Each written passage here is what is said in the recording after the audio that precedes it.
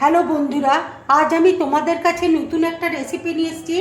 আজ আমি থেচা নুডলস বানিয়ে তোমাদেরকে দেখাবো। এই নুডলস করতে দেখো আমার কী কী লাগছে, তোমাদেরকে দেখো দেখিয়ে দিচ্ছি। এখানে দেখো নুডলস আমি সেদ্ধ করে নিয়েছি। এখানে একটা ডিম রয়েছে, বাদাম আছে, গোটা জিরা আছে, ভিনিগার আছে, ধনে পাতার দেখো ডাঁটিগুলো নিয়েছি। এখানে রসুন আছে, পেঁয়াজ কুচি আছে, আর কাঁচা লঙ্কা রয়েছে। কড়াইয়ে দেখো তেল দিয়েছি। এবার আমি বাদামটা দেখো দিয়ে দিচ্ছি।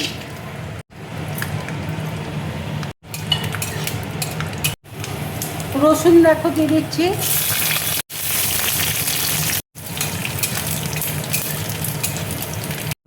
কাঁচা লঙ্কা দেখো দিয়ে দিচ্ছি।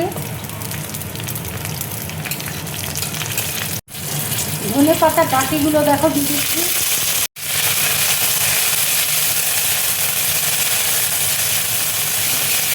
ভাজাটা দেখো হয়ে গেছে, এবার আমি তুলে নিচ্ছি।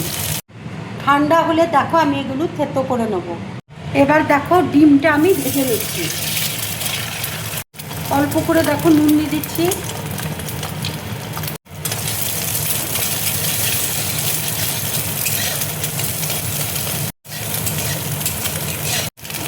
ডিমটা দেখো ভাজা হয়ে গেছে, এবার আমি তুলে নিচ্ছি।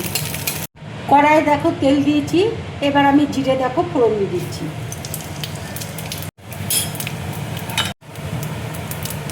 পেঁয়াজ কুচি দেখো দিয়ে দিচ্ছি।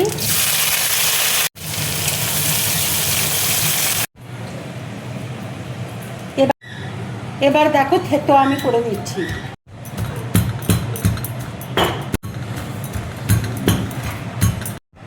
থেচা দেখো আমার পুরোপুরি রেডি হয়ে গেছে।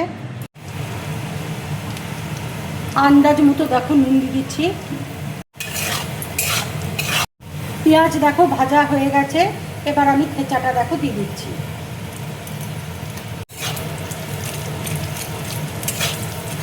এবার দেখো নুডলসটা আমি দিয়ে দিচ্ছি।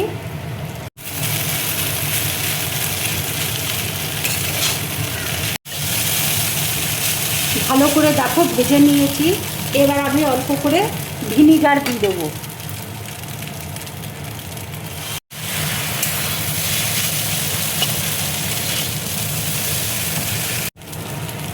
এবার দেখো ভাজা ডিমটা আমি দিয়ে দিচ্ছি।